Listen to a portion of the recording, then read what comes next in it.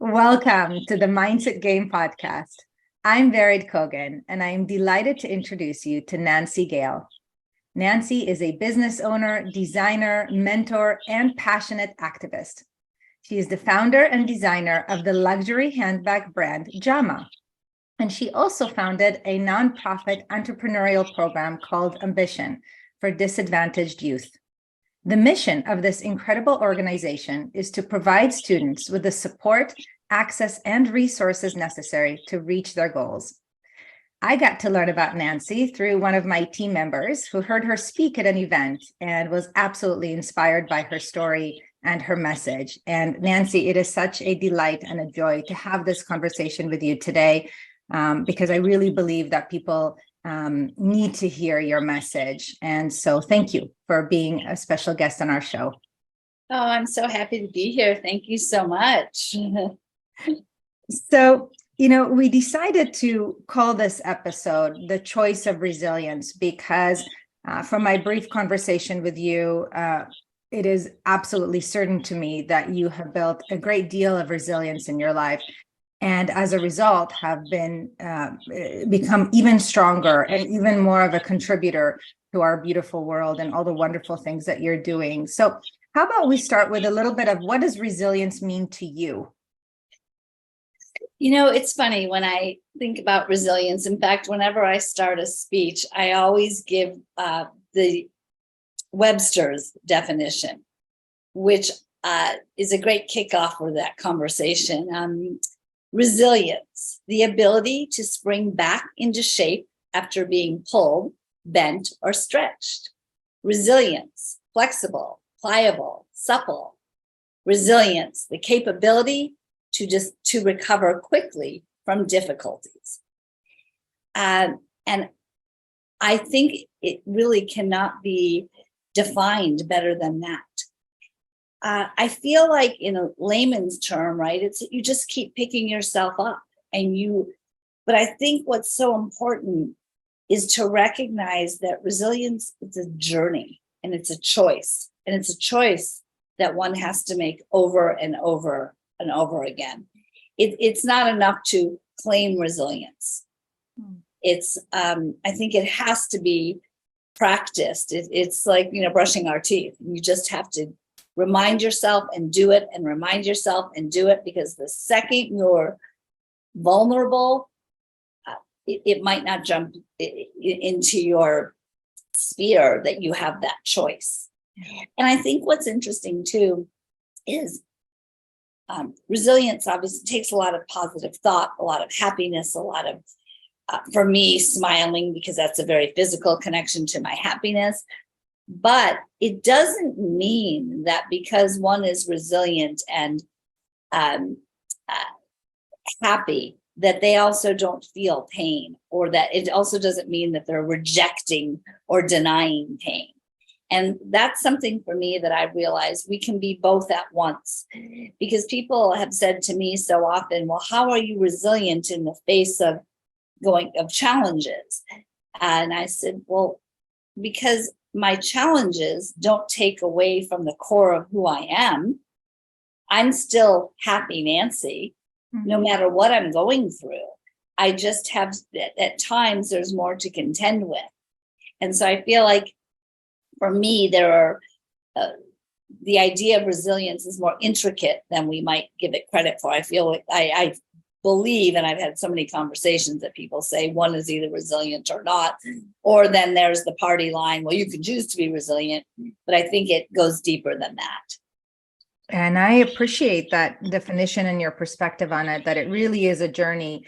And I think that true resilience is very much about being with or fully experiencing the pain or whatever it is that's going on, and choosing, as you said, at the same time to focus on, those things that, bring us joy, those things that uplift us. So it's not a denial of the feeling, it's an acceptance of the feeling and a choice to redirect our energy towards things that are even more empowering. Yeah. Oh, that's well said. Yes. So tell us a little bit about your story, if you don't mind. How did you kind of come to being the person that you are today?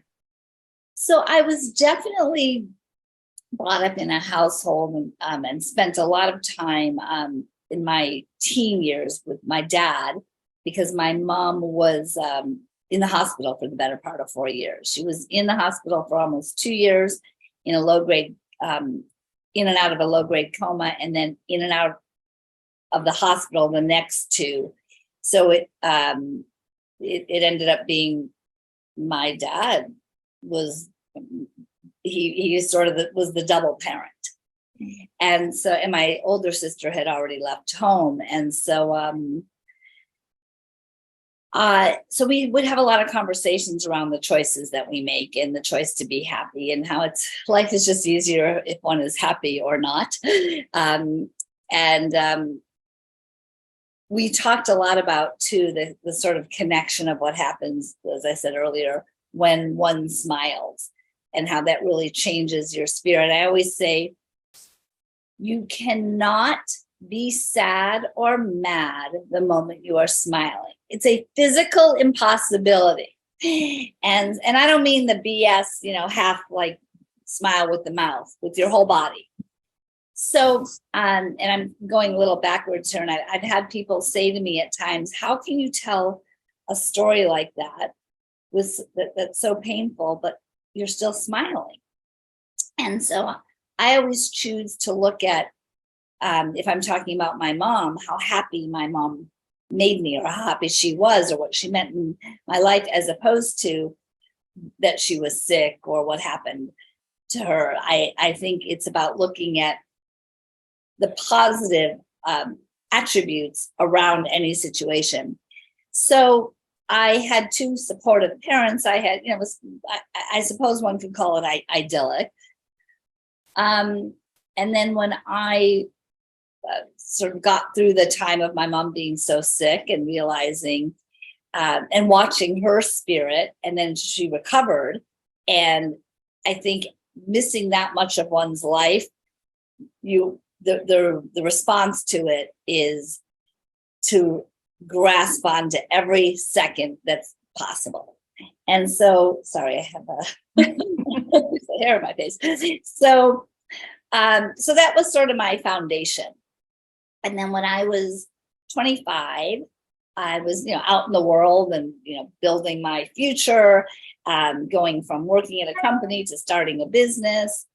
And I was walking down the street one evening, and I was attacked or assaulted, and I was raped. And I mean, obviously, it's a horrible situation that no one ever wants to find themselves in. But I remember afterward was so profound, because I was listening to a radio commercial for the Rape Crisis Center. And it was this daunting, dark music. And you could faintly hear a woman's voice in the background saying, and I was raped, and I can never be with a man again. And I felt as though that was a directive. Like, if one was raped, that's how you have to feel. And I didn't feel like that. I didn't feel like a victim. I felt like I had, sort of found myself in the path of someone who, God knows what was going on in their life. And they took that out on me. So I battled with that. Like, is there something wrong with me that I'm not responding that way, or I don't feel that way? So I was moving out to California at the time, and I looked up the Rape Crisis Center, and I thought, well, I'll volunteer, because then at least I can have these conversations. That ended not happening. In the interim, I met an amazing gentleman who had some self-defense schools. And he said, why don't you come talk to the women at my self-defense school, because they have either been in your situation or are afraid of your situation.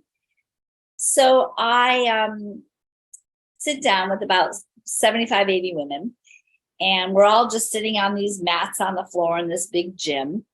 And I just came right out and said, raise your hand if you have been sexually assaulted. And 2 or 3 hands just sort of did that. So I start telling my story about what happened to me. And I get to a point, and it sounds so twisted, but I think it's what our brains and our minds do for us when we're in these traumatic moments. So I was telling the story that there was a point when I was raped that I heard sirens. I mean, I wasn't exactly sure what was going on, but it seemed like ultimately what had happened is someone saw something strange, drove to this little store and called the police. So I hear the sirens, and in the heat of the moment, I realize I have this new Pepe jean jacket on that I had bought in California. And I loved this jacket. The irony that I'm in fashion is it just sort of wraps this whole story up. And I thought, oh gosh, they're going to take my jacket. And I deduced that there would be enough evidence, and I'm going to get out of this jacket. And I'm bruised and cut, and I get myself out of the jacket, and I kind of roll it up, and I tuck it in this little brush area, and I'm going to go get it the next day. And so at that moment, everyone starts laughing. And in the height of the laughter, I said, remind me again who here has been sexually assaulted. And close to 30 hands went up. And it dawned on me in that moment, this isn't about me making people comfortable. This is because when we laugh, we are happy. And when we are happy, we are empowered, even if it's for a split second. And then what dawned on me was we hear a lot of stories about what happened to people. And especially as we progressed to the 2020 or whenever the Me Too movement started. But what we're not hearing is how people got through it. And many people have gotten through really dark times.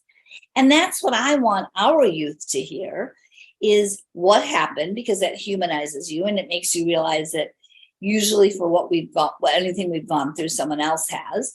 But talking about how we overcame or are overcoming, that's what makes us leaders. Because when we find out that our story impacted somebody positively, that puts us in an entirely different pathway.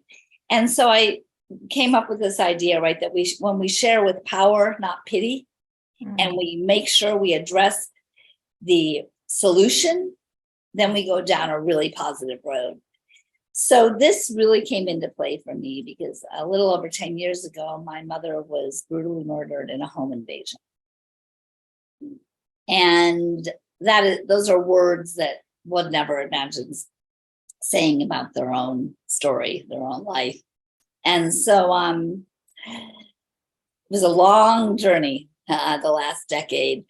In fact, after she was murdered, the case was all over the news, and then it went cold.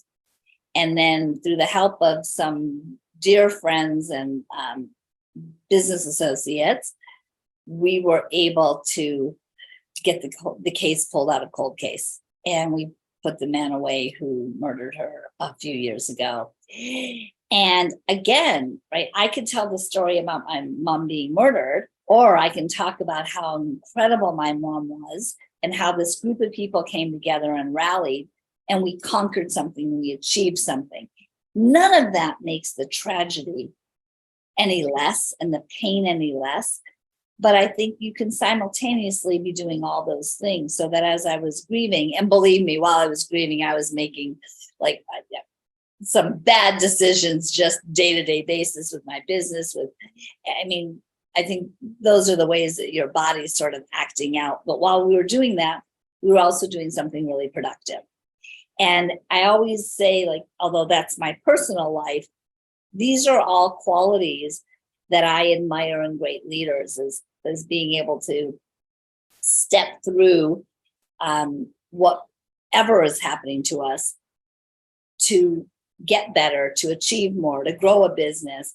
But again, not at the expense of dealing with all of that. And I feel like, as crazy as it sounds, putting on the happy face often is exactly what helps us get through. Because if we can do that, and we can talk about any of our situations with power, not pity, including our business situations, we can progress. So that's my long-winded nutshell. Thank you for sharing this. And, again, my sincere condolences, for the loss of your mom. I know we spoke about that a few days ago, and I honor you for sharing all that you're sharing. And I imagine that the listeners now want to hear even more, as you said, about what helped you to create those mindsets, yes, to be able to shift and reset. What was it that empowered you to look through that lens and not stick with that victim mindset?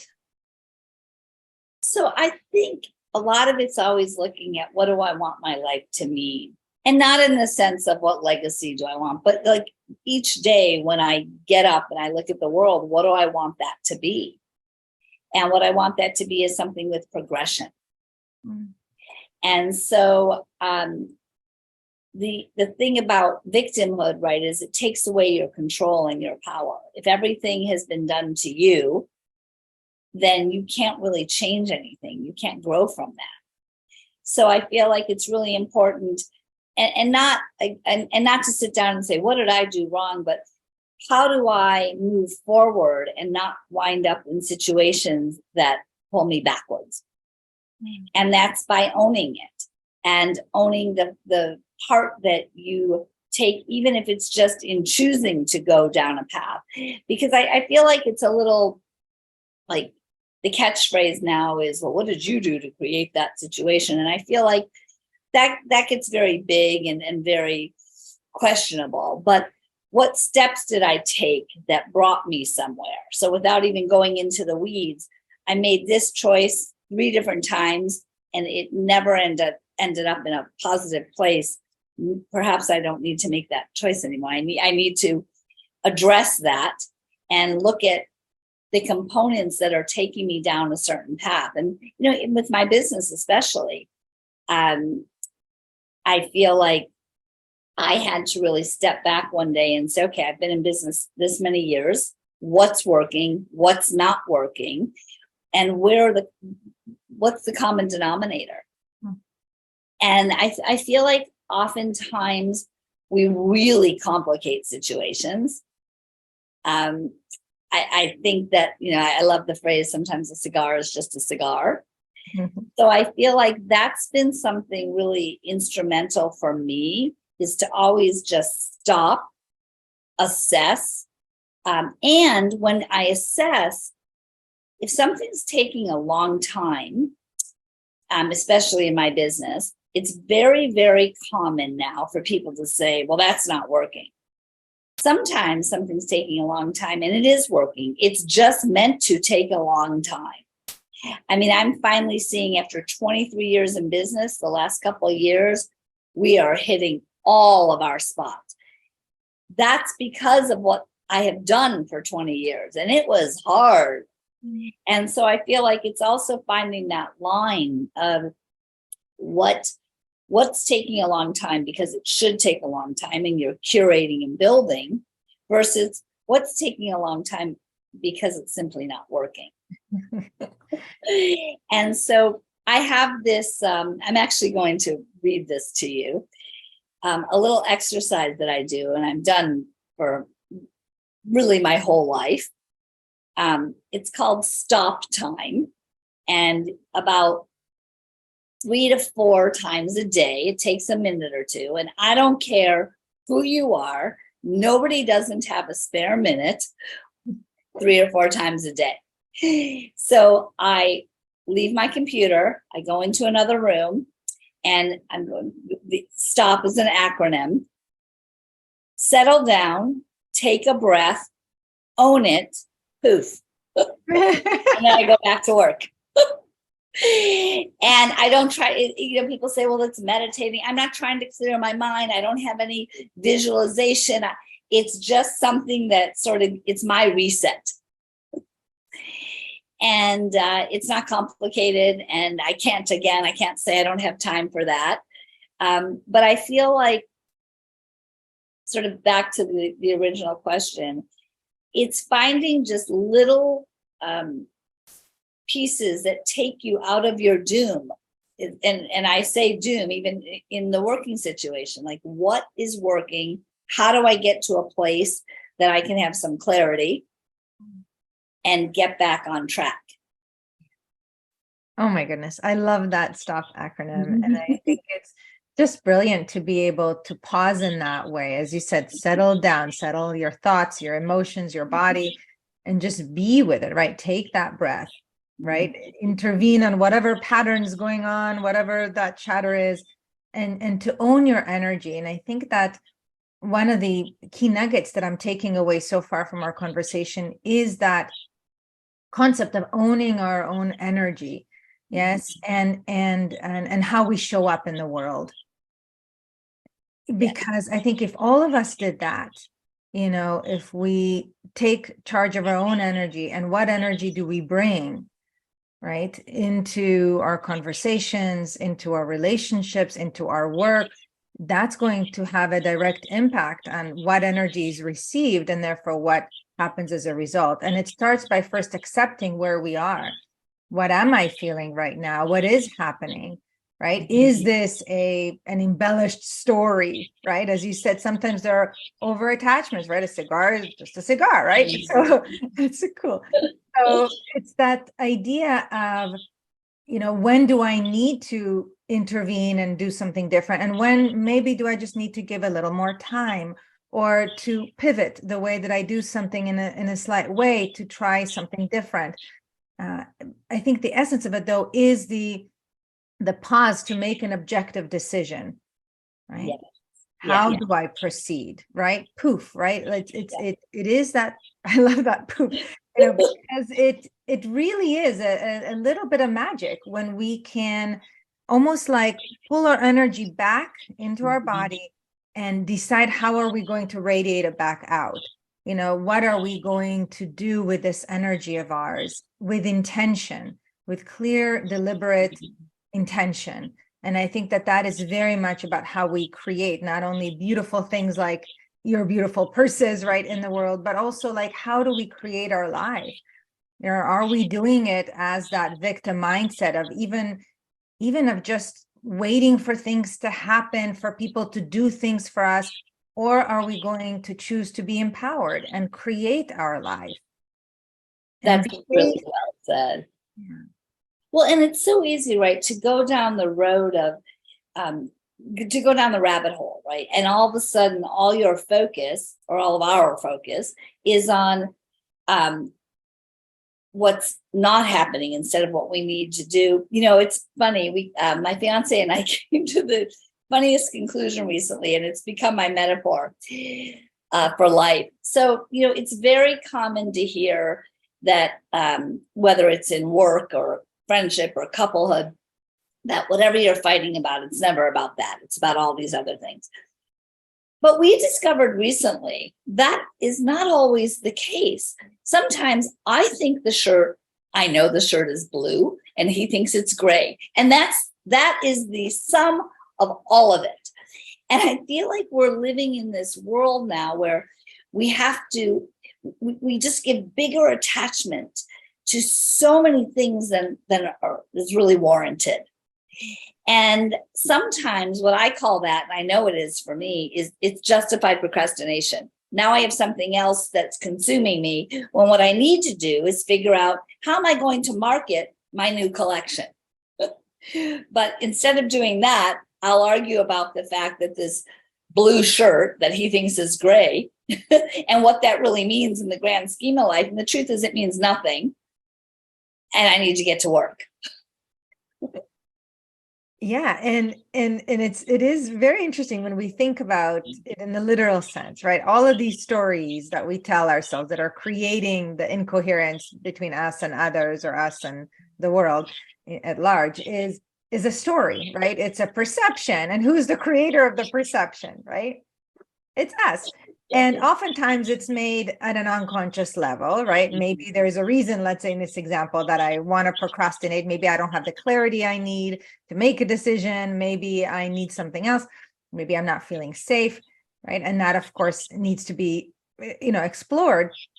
And sometimes, there is no deeper meaning, right? As you said, and it's just a way for us to make sense of our world and to express emotions, and so just pausing to say what what is actually happening here, what's the story I'm telling myself here, right? And how important is this, does this really matter? And the answer is usually no. Exactly. Which is, to me, the greatest relief and the most liberating realization. Yeah. And I think that in those moments when we stop throughout the day to go inward, reconnect with our own energy, to kind of just pause and ask that question, before we continue to progress in our life, what's most important here? Like, what's most important here? Because there's so many over attachments, so many stories and drama that are really not needed. What's most important here, right? To come back to that true north and behave out of that and love out of that. Because when we're reconnected with what really matters, a lot of that drama goes away. A lot of the stuff, is just not relevant and important. And what's really important is love, right? And our desire to be the best and to give the best. I love that. So I know you do a lot of work with younger people, people that are, in many cases struggling, right? Experiencing many hardships at a young age. What advice do you have, both for individuals like that are going through some hard times, and also afterwards for people who are mentors or supporters of people in their life that are going through a hard time? So let's start with the youth that you work with. What advice, what support do you think is most helpful for them to receive here? So something that we've really been focusing on lately, we've always focused on this, but we're shifting the language because the world is very different now.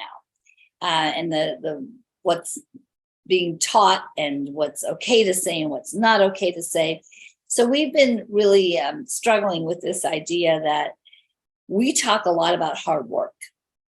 So right now, that those two words come up, hard work, and we are immediately alerted that we can't stress that because that is not good for one's mental health. And so we're redefining, or we're over explaining now what that means. Because what I tell our students is, what's really good for your mental health? Working hard, achievement, setting goals. That does not mean there's no subtext that says at the expense of your mental health.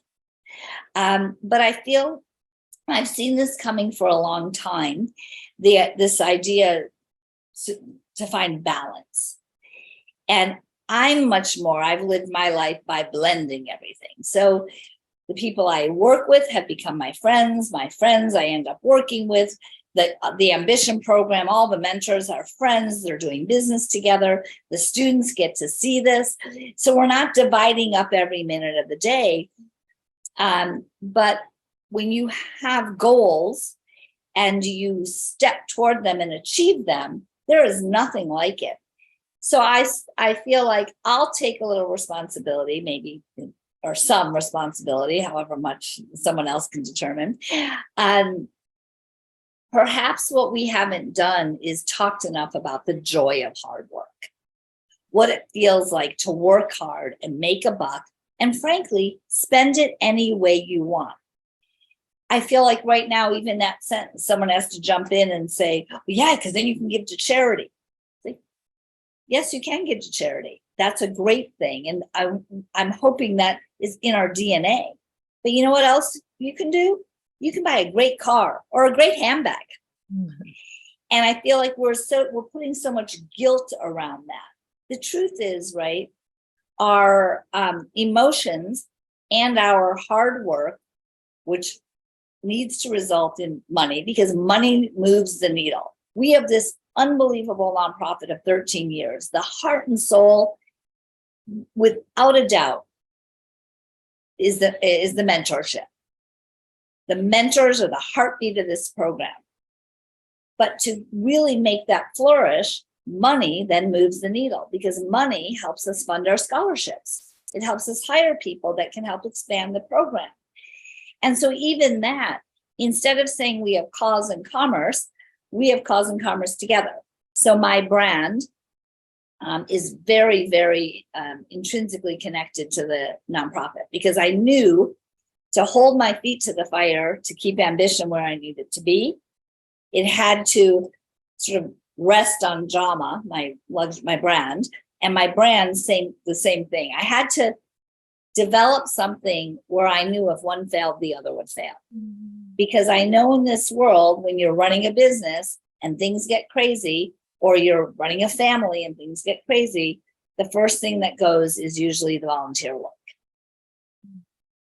And so for me, and where I'm really, really sort of falling finally into my success, is blending those two, just like I've blended all the pieces of my life. Because I don't know how else to explain to our students now the value of hard work without it being taboo, because now we're going to get in trouble because we're telling people that hard work is bad. And so and it's funny, because oftentimes the next thing that comes up is, well, then you have to do something you're passionate about. Well, that may or may not be true. I know there are a million arguments, but I will say this. I used to have this debate with one of our absolute just coveted mentors. He sadly has passed away in his mid-80s and had lived the most incredible life. And he used to always say, when you love what you do, you'll never work a day in your life. But see, I have an argument. I have a counter to that. That makes work sound like a bad thing, again, because when I'm up at 2 a.m. and I am so passionate about my brand, it's work. And so I feel like the message has to be embracing that, as opposed to so much that now says work is the bad thing, and you shouldn't work as much because you should love your life. And I'm just a believer that you can do all of that together. And I know that's worked for me, because it's been, there have been many challenges on the business side, on the personal side, and lots of long hours. And I'm finding a lot of joy. So I only know from my own space. I think that the concept of resilience, right? The progression, as you said, the moving forward, moving up, is very much rooted in a sense of harmony in our life. Yes. So if you think of kind of the two sides of us, right? Even in the literal sense, the left hemisphere and the right hemisphere in our brain, right? The left being very temporal, right? What did I do or have I done in the past? What am I going to do? Right? All of that, the goals, the ambition, and so on. What is right? What is wrong? And then, of course, the right side, which is, basically doing stop all day long, right? Which is in the present moment, right here, right now, connected to all that is, to the greater stream of consciousness, if you will. And so if we look at the concept of work through the lens of the left brain, right, which is kind of like, I need to do something, right? And the right side, I want to be something, I want to feel something, be present in something. We need both. Right? It's we need a certain amount of stress, right, to move forward. And we want to make sure that we're not holding on to the stress, that we are doing something that is meaningful to us, that is serving us, our own values, and of course, serving others in the world, right? That altruistic approach. And I think that when we have that balance, the harmony, it's almost like if you imagine an infinity sign, the harmony of these two sides, if we look at it through that way, is what allows us to be able to leverage the energy.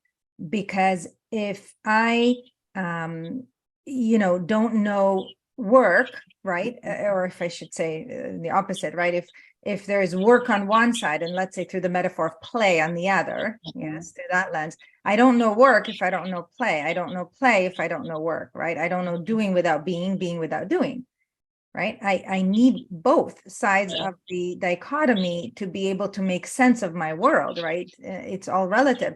So I think the conversation here, my perspective, is about neither side to the extreme is healthy for us. Mhm. Right? If I work to the neglect of play, being present, enjoying my life, that's not healthy. That's fear-based. If I play all the time and don't do any work, right? If we were to look at it to the extreme way, right? If I have no ambition, if you will, nothing to work toward, that's not healthy either, right? I really need both. And I want to soften the edges, right? So it's about finding meaningful work that we enjoy doing, but also waking up at 2 a.m. every single day and not getting good sleep is not healthy. Easier, right? Easier through that example. So it is that healthy blend. And when we can find that healthy blend, that's when we are more resilient. We're more coherent, we're more resilient, we've got more energy. Yes, we're more balanced on the inside, which allows more balance in our external world. Yes. I think that's really, really well said. And you touched on something that I think about too, is I don't think that we give any or enough credit to just those moments when you're in the work mode, to the laughter, right? To the levity. And so I think in talking about blending them together, just on a very sort of detailed level, that in the middle of that work day, when you are laughing and being playful, which most people have minutes of that here or there, that's also part of this blend, right? And so even in the hard moments, there's joy. And I tell this story so often. When you think back to, say the 30s, the 40s, and now, but a little different now. I always say, Farmer John is out, tending to the farm, and he comes in at 5 p.m. and he says to Betty, we'll call her, I think I need a mental health break. I'm not going to feed the chickens for a week. That just cannot happen. So Farmer John needs to find a way to find that joy and mental space while he's tending to the chickens.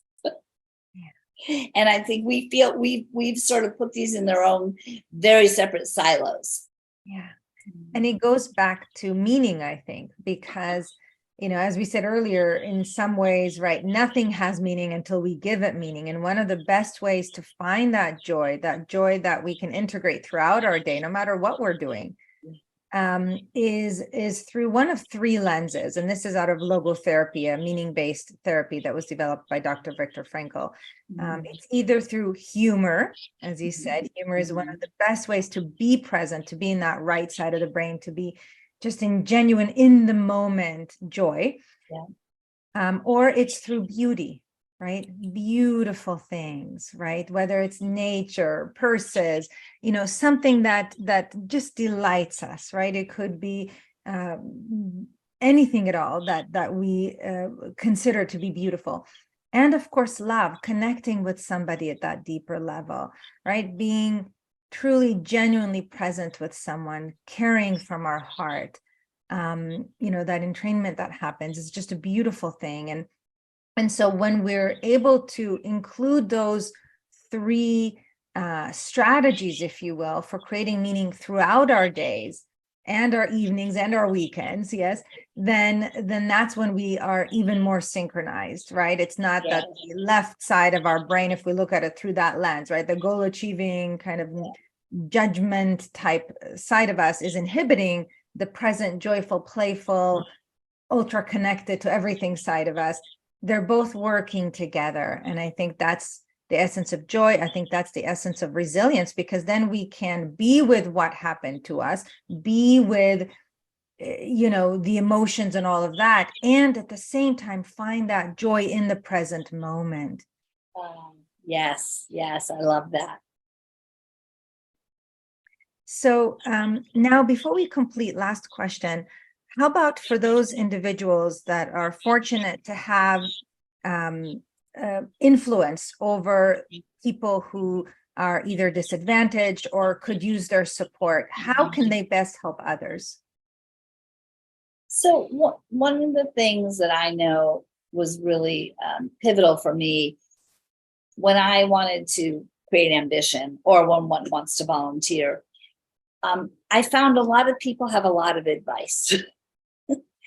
And what I learned was, if I have a vision, if I can see something, I'm just going to charge right after that.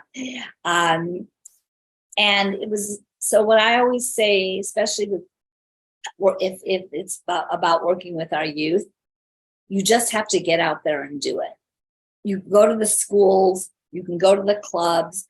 We welcome everybody to come to, inquire about ambition. We have so many different ways to help. So I think you have to take a little bit of time to really decide what this is going to mean in your life. And then my sort of, my best suggestion would really be get online, find the causes you're interested, that interest you, start asking the questions, reach out to those organizations, go visit those organizations, but make this commitment like it's your job, like that there's something at stake, because there is something at stake, whether it's youth or someone sick and dying, or someone who's older, or someone who's whatever situation they're in. You have to look at this as part of your life, not an accessory to your life. That's really, really good advice here, because I think that it is starting with a decision of how, do I want to contribute? And the greater that there is an attachment and intention to whatever that cause or organization is, the greater the impact, not only in terms of the time and effort and energy, or perhaps, financial support, but also energetically. I think that there becomes like a combined effort, energy between people. And I think it creates a greater wave of good. So Nancy, how can people learn more about your incredible brand JAMAH, your incredible nonprofit ambition? Where would they go to find that out? So for JAMAH, you would go to JAMAH, JAMAH.com. And I always tell people, because we're in a really exciting space now, we have something also called the JAMAH Motor Car Collection, which has never been done in our industry. It's incredibly exciting, and that's JAMAH.com/motorcar, where we actually do bespoke, customized bags to reflect. We're working with a lot of car collectors now to reflect the automobile, whether it's for them or their wife, or for a wife for her husband. So JAMAH.com is the bottom line for that. And then ambition.org is our nonprofit. Beautiful. Thank you, Nancy. And I just, from my heart, deeply want to thank you for the good that you are doing, not only in creating beautiful things for beautiful people in our world, but also for the wonderful gifts that you're giving to the young people in our world, to help them connect with their own ambition, with what's meaningful and important and fun for them, so that they'll have that desire to work harder and create more good for our world. So thank you. Thank you so much. I really appreciate it.